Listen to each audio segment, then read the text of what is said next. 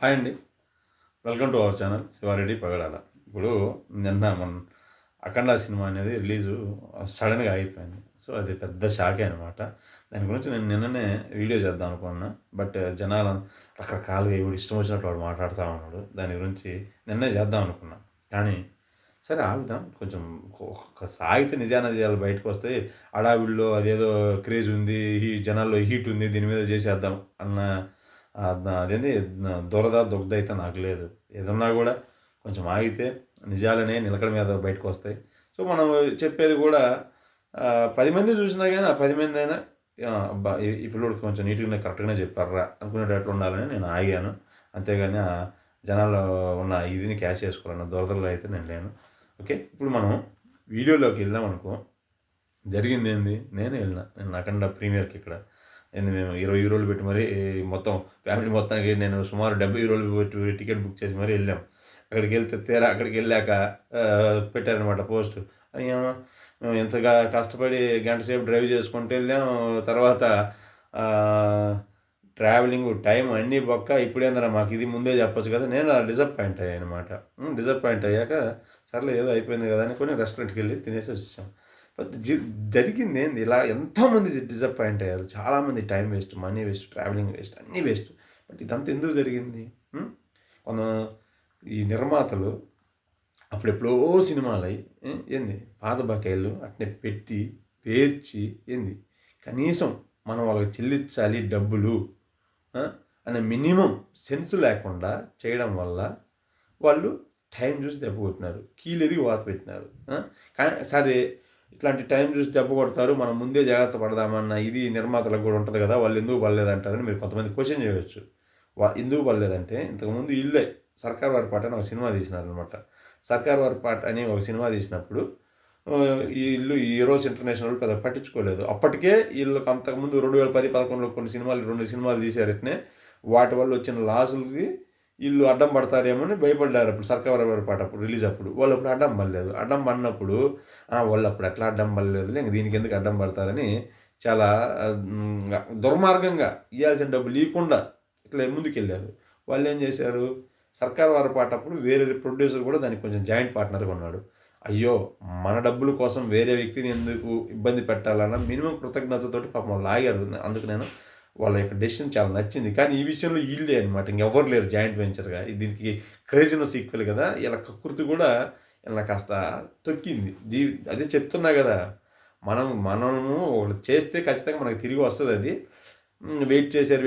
అది కూడా ముందు వారం నుంచి డిస్కషన్ చేస్తే ఈళ్ళు ఇది పడేవాళ్ళు. ఏదో ఒకటి సెటిల్మెంట్‌లో మధ్యవర్తి ఏదో ఒకటి చేసేవాళ్ళు. కానీ సడెన్‌గా ముందు రోజు ఇంక ప్రీమియర్స్ కాసేపట్లో పడతాయి అనంగా కొట్టారు దెబ్బ.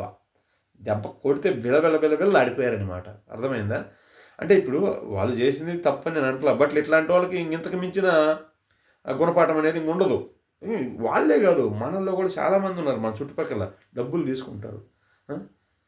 తీసుకుంటారా? ఇయ్యరు అడిగితే. ఇప్పుడు డబ్బులు తీసుకున్నోళ్ళు అనుకుంటారు వాళ్ళు మర్చిపోయారులే అని. ఒకటి చెప్తున్నా ఇనండి. డబ్బులు ఇచ్చిన వ్యక్తి ఎప్పటికి మర్చిపోడు. మిమ్మల్ని అడిగినాడంటే అది మర్చిపోయినట్లు కాదు. సరే అర్థం చేసుకొని ఇస్తాడేమో అని అనుకుంటున్నట్టు. అంతేగాని ఒకళ్ళు డబ్బులు ఇచ్చినప్పుడు వాళ్ళు ఎవ్వరు మర్చిపోరు. అది మీరు అర్థం చేసుకోండి. అర్థం చేసుకోకుండా మీరు ఇష్టం వచ్చినట్లు ఇదే వాళ్ళని అవాయిడ్ చేస్తాను, వాళ్ళ కాల్స్ బ్లాక్ చేసుకుంటాను, నెగ్లిజెన్స్ చేస్తే టైం చూసి దెబ్బ కొడతారు. ఆ కొట్టే దెబ్బని మీరు తట్టుకోలేరు. అర్థమైందా? అప్పుడు దానికి జరగాల్సిన నష్టం చాలా ఎక్కువ జరుగుతదనమాట. అది అర్థమైందా? సో, అట్లా ఎప్పుడు చేయొద్దు. ఇంకా దానికి మించి మనం చెప్పుకోవాలంటే ఇక్కడ ఇంకా ఉంది. ఇంకా అవ్వలేదు. ఇది ఆ నిర్మాతలకు జరిగిన గుణపాఠం. కానీ ఇందులో పాపం కొంతమంది బాలకృష్ణని చాలా నిందిస్తున్నారు.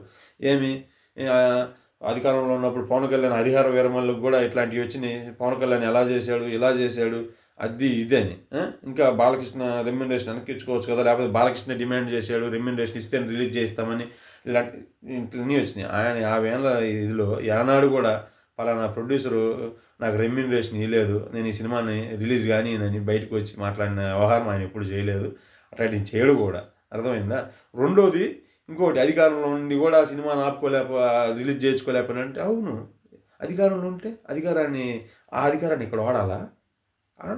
అందుకు నేనైతే ఆయన అధికారాన్ని ఇక్కడ వాడుంటే నేనే తిట్టేవాడిని ఈ పోస్ట్‌లో. "ఏందయ్యా ఏం చేసినావు నువ్వు? ఎంతో కాలం మీరు అధికారంలో ఉంటే మాత్రం ఇదే" అని. కానీ ఆయన వాడలేదు చూసావా? అందుకు నాకు ఇంకా ఆయన మీద గౌరవం పెరిగిందే తప్ప తగ్గలేదు. ఇప్పుడు చూడు సినిమాలని సినిమాలాగా చూస్తున్నాడు. రాజకీయాలను రాజకీయాల్లాగా చూస్తున్నాడు. బసవతారకం క్యాన్సర్ ఆసుపత్రి చైర్మన్‌గా దాని బాధ్యతలు దానిలాగే చూస్తున్నాడు గానీ, ఏవి ఎక్కడ కలిపి మిక్సీ చేసి ఏంది అది కిచిడి చేయట్లేదు దేన్ని గూడా. అర్థమైందా? ఇప్పుడు ఆయన దలుచుకుంటే అధికారం ఉంది అక్కడ వాళ్ళు. ఇక్కడికొచ్చేస్తే వాళ్ళకి అత్యంత సన్నిహితులు రేవంత్ రెడ్డి. అర్థమైందా? ఆయన దలుచుకుంటే కానిదేం లేదు. కానీ లేదు. మనము సినిమాలను సినిమాల్లాగే చూడాలి. అధికార దుర్వినియోగం పాల్పడకూడదని చాలా కృతనిశ్చయంతోటి ఆయన పర్లేదు ఇంతటి హైప్ ఉన్న సినిమా ఆగిపోయిందే. అయ్యో! ఏమైతుందో తర్వాత మళ్ళీ ఎంత హైప్ వస్తదో రాదో, జనాల మీద బ్యాడ్ ఇంపాక్ట్ పడతదేమో సినిమా మీద, ఇంకా నెగటివిటీ పెరిగిద్దేమని దేనికి ఆలోచించకుండా ఆయన నిర్ణయానికి ఆయన కట్టుబడి ఉన్నాడు. ఖచ్చితంగా really I respect him. I respect his decision. Okay. మీరు కూడా దయచేసి అట్లాంటి ట్రోలింగ్‌లు ఆపండి. నిజాలు తెలుసుకోండి. సినిమాలు ఎందుకు ఆగినాయి? అర్థమైందా? ఏం జరిగిందని. అంతేగాని ఓ అని విపరీతమైన పోస్టులు, విపరీతమైన వీడియోలు వ్యూస్ కోసము ఈ చెత్త వేరే దానికోసము చెయ్యొద్దండి. ఓకే. నిజం తెలుసుకోండి. లేట్ అయినా పర్లేదు చెప్పండి. ఓకే. Thank you.